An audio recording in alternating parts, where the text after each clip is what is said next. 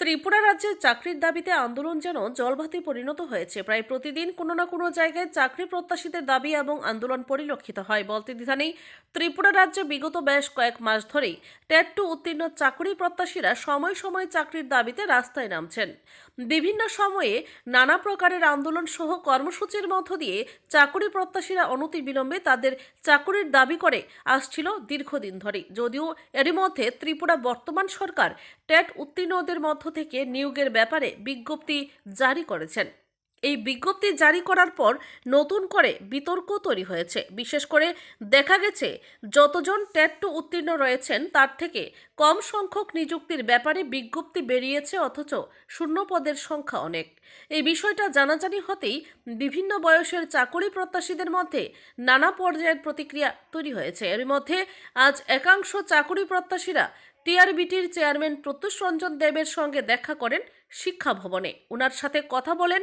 এদিকে চাকরি প্রত্যাশীদের বক্তব্য হচ্ছে, যেহেতু শূন্য পদ রয়েছে এবং যেহেতু রাজ্যের বিভিন্ন বিদ্যালয়গুলোর মধ্যে শিক্ষক সংকট রয়েছে, এ বিষয়ে চিন্তা করে যেন সরকার অনতি বিলম্বে তাদের সকলকে নিয়োগের ব্যাপারে উদ্যোগ গ্রহণ করে।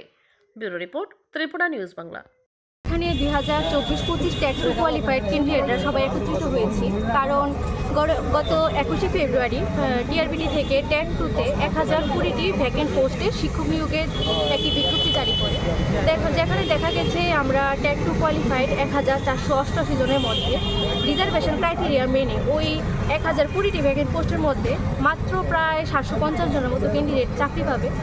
বাকি প্রায় 738 জনের মতো টেট 2 যোগ্য ক্যান্ডিডেট এই নোটিফিকেশন অনুযায়ী চাকরি পাওয়া থেকে বঞ্চিত থাকবে।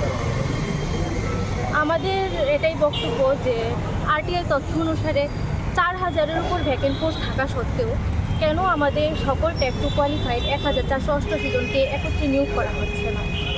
আমরা আমাদের শিক্ষামন্ত্রী তথা মুখ্যমন্ত্রী ডক্টর মানিক স্যারের কাছে এটাই আবেদন রাখছি যে টেট 2-তে শূন্যপদের সংখ্যা বৃদ্ধি করে পুনরায় শিক্ষক নিয়োগের বিজ্ঞপ্তি জারি করে আমাদের সকল টেট 2 কোয়ালিফাইড ক্যান্ডিডেটদের যেন অতি শীঘ্রই একত্রে নিয়োগের একটা সুযোগ করে দেওয়া হয়। বিশেষ যারা টেট 2 কোয়ালিফাই আছে আমরা সমবেত হয়েছি, সবাই না কিছু সংখ্যক লোক, কোনো আন্দোলন না, কোনো মুভমেন্ট না। আমরা দপ্তরের যিনি প্রধান বা যারা আছেন, ম্যাডাম আছেন, স্যাররা আছেন, ওনাদের সাথে আমরা দেখা করেছি যে আমাদের রিক্রুটমেন্টটা যে প্রসেসটা, যে আমাদের যখন পরীক্ষা হয়েছে প্রায় টেট 2-তে 1488 জন পাস করেছে, কিন্তু এত কম পাস করার পর ভারতবর্ষে মনে হয় না যে কোনো রাজ্যে, আপনারা খবর নেবেন, আপনারা তো আমাদের থেকে আরও ভালো জানবেন যে ভারতবর্ষের কোনো রাজ্যে টেট পরীক্ষা হওয়ার পর এত কম কোনো রাজ্যে পাস হয় না। কিন্তু এত কম পাস করার পরও আমাদের মুখ্যমন্ত্রী স্যার বলেছিল যে এত কম কিভাবে পাস করে, বা উনি কথা বলেছিল যে ডিমান্ড আছে কিন্তু সাপ্লাই নেই।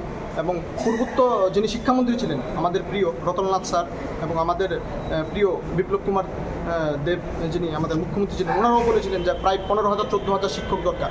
তাহলে আমরা লক্ষ্য করি 2022-এ এক্সাম হওয়ার পরে প্রায় আমরা 25-এ পরীক্ষা দিই, মানে মিডলে অনেকটা বছর পরীক্ষা হয়নি এনসিআরটির বা অনেক গাইডলাইনের কারণে। তো কেন আমরা যারা 1488 জন আছে, কেন আমাদের জবটা এত দেরি হচ্ছে? কারণ সংখ্যাটা তো অনেক কম।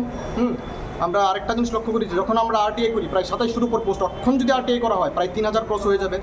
এবং আমরা যারা স্যারের সাথে কথা বলেছি, প্রত্যুষ স্যার আছেন, হর্ষিতা ম্যাডাম আমাদের সাথে খুব সুন্দর কোপারেট করেছেন এবং ওনারা আমাদের সব কিছু বলেছেন যে আমরা যেটা জানতে এসেছিলাম আমরা সবগুলি ওনারা বলেছেন। তো আশা করি যে আমাদের মুখ্যমন্ত্রী স্যার যে বা আমাদের যে বর্তমান সরকার যেভাবে সব দিক থেকে মানে উন্নয়নের কাজ চালাচ্ছে, এভাবে শিক্ষার যে স্বল্পতা এগুলি দূর হবে। রাজ্যের প্রত্যন্ত স্কুলগুলি, বিশেষ করে টিটিডিসির যে স্কুলগুলি আছে এবং এসবি স্কুলগুলি, সিনিয়র বেসিক স্কুল, কেবল এরিয়া, আমাদের গ্রামগঞ্জের যে স্কুলগুলি আছে, টিচার স্বল্পতা আছে, এগুলি খুব তাড়াতাড়ি নিরসন হবে, এটা আমরা দৃঢ় বিশ্বাসী রাজ্য সরকার। উনি কিন্তু আপনাদের সঙ্গে কথা বলার সময় একটা কথা বলছেন যে শিক্ষকদের কাছ থেকে এই ধরনের ব্যবহার আমি মানতে পারি না, শিক্ষকদের কেমন হওয়া দরকার। আপনি কি বলবেন এই বিষয়টা নিয়ে? দেখুন, এই ব্যাপারটা তো আমি বলতে পারি না, কারণ আমরা যারা আজকে এসেছি বা আমরা আসছি 2024-এ, আমাদের থেকে আমাদের যারা এখন পর্যন্ত আমরা আশা করি কোনো মিসবিহেভিয়ার করিনি। যদি স্যারের মনে যেহেতু লেগেছে, হ্যাঁ হতে পারে কেউ ভুল করে নিয়েছে, স্যার আমাদেরকে ক্ষমা করবেন, কারণ এই জিনিসটা করা উচিত না, এটাই স্যার। বিশ্বাসী যে বর্তমান সময় সরকার যেভাবে সব দিক থেকে ইনফ্রাস্ট্রাকচার বলুন, রাজ্যের স্বাস্থ্য কাঠামো সব দিকে যেমন পার ক্যাপিটা ডেভেলপমেন্ট হচ্ছে, এমনভাবে শিক্ষক স্বল্পতা খুব তাড়াতাড়ি নিরসন হবে, কারণ আমরা মুখ্যমন্ত্রী স্যারের কাছে দৃঢ় বিশ্বাসী এই ব্যাপারে। এবং আজকে দপ্তরের কাছেও আমরা এই জিনিসটাই মানে তুলে ধরেছি। বাকিটা সরকারের থেকে আমরা মানে বিশ্বাস করি যে এই জিনিসটা খুব তাড়াতাড়ি সমাধান হবে। আপনাদের সংখ্যায় কতজন আছে আপনি? আমরা টোটাল 1488, 45,000-এর মধ্যে আমরা জাস্ট পাস করেছি। মানে ভারতবর্ষে কোনো রাজ্যে এমন হয় না যে এত কম সংখ্যক পাস করে। এবং এটা রতনলাল স্যার নিজে বলেন যে টেট পরীক্ষাটা মানে কতটুকু কঠিন। তো আমরা এখানে পাস করি, তাই ডিজার্ভ করি, তাই এসেছি। এটাই স্যার, এটাই বলার ছিল। আজকে আমরা টিআরবিটিতে আসার কারণ হচ্ছে আমরা 2024 টেট উত্তীর্ণ ক্যান্ডিডেট যারা আছে, আপনারা সাক্ষী আছেন বা এই রাজ্যের জনগণ সাক্ষী আছে যে আমরা বারংবার এখানে আসছি। আমাদের একটাই দাবি ছিল প্রথম থেকে আজ অবধি, যে সকলকে একসাথে নিয়োগ করা। তো রিসেন্টলি আমরা দেখতে পাচ্ছি যে একটা 1020 নাগাদ একটা সংখ্যক টিচার নিয়োগের বিজ্ঞপ্তি দিয়েছে রাজ্য সরকার, কিন্তু দেখা যাচ্ছে যে 1020 টেট 2 যে রিক্রুটমেন্ট প্রসেসের জন্য যে নোটিফিকেশান দেওয়া হয়েছে পুরোপুরি ফিল আপ করা যাবে না, কারণ এসটিদের জন্য অনেক ভ্যাকেন্সি দেওয়া হয়েছে, কিন্তু ততজন পাসই করা হয়নি। তাহলে আমরা বাকিরা কী দোষ করলাম? আমরা সবাই একসাথে পরীক্ষা দিয়েছি, একসাথে লিস্ট আউট হয়েছে, আমাদের সমস্ত কিছু একসাথে হয়েছে, তাহলে নিয়োগ কেন একসাথে হবে না? এটা আমাদের রাজ্য সরকার তথা মাননীয় শিক্ষামন্ত্রী মানিক সাহা স্যারের প্রতি আমাদের কাছে রিকোয়েস্ট। তাছাড়া আমরা এতটুকু স্যারকে বলতে চাই, বা আজকের এই ডেপুটেশন থেকে স্যারের কাছে করজোড় নিবেদন যে আগামী যে 1020 নোটিফিকেশনের যে কোনো আপডেট দেওয়ার আগে যাতে অতি সত্বর বাকি আমরা যারা রয়েছি তাদের পক্ষে যাতে নোটিফিকেশন দেওয়া হয়, যাতে স্ক্রুটিনি ডেটের আগে আমাদেরকেও নোটিফিকেশন দেওয়া হয় যে বাকি পোস্টগুলিও ফিল আপ করা হবে, বাকি যারাই আমরা এখানে আছি বাকি রয়ে গেছি যে 700 মতো থাকবো, সেই পোস্টগুলিও যাতে নিয়োগ করে একসাথে স্ক্রুটিনির ডেট দেওয়া হয়। এই আবেদনটুকুই আমাদের আজকে আমি সবার পক্ষ থেকে রাজ্য সরকার এবং কি তথা আমাদের রাজ্যের অভিভাবক শিক্ষামন্ত্রী স্যার মাননীয় মানিক সাহা স্যারের কাছে করজোড়ে আবেদন করছি। ধন্যবাদ। দেখা করেছেন, কি বলেছেন? উনি জাননি। আজ আমরা চেয়ারম্যান স্যারের সাথে আমাদের যে 3জন প্রতিনিধি স্যারের সাথে দেখা করতে চেয়েছিল।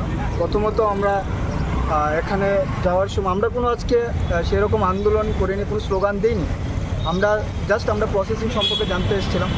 তাছাড়া আপনাদের মাধ্যমে ইলেকট্রিক মিডিয়ার মাধ্যমে বা প্রিন্ট মিডিয়ার মাধ্যমে রাজ্য সরকারের কাছে আমাদের দাবিটুকু জানানোর প্রয়াসে এসেছিলাম। যে ভিতরে যারা প্রতিনিধি গেল তাদের স্যারের যে কথা শুনলাম, তো ওইখান থেকে একটাই আশ্বস্ত পেলাম বা বুঝতে পারলাম যে ডিপার্টমেন্টের পক্ষ থেকে সেরকম কোনো আশ্বস্ত দেওয়া হয়নি, নাকি রাজ্য সরকার এবং কি ফাইন্যান্স মিনিস্টার থেকে সেরকম কোনো পোস্টের অনুমোদন দেওয়া হয়নি। তো সে আশ্বাসটুকু তো অনেকটা নিরাশাজনক আমাদের কাছে। তো এই আমাদের কাছে আপডেট।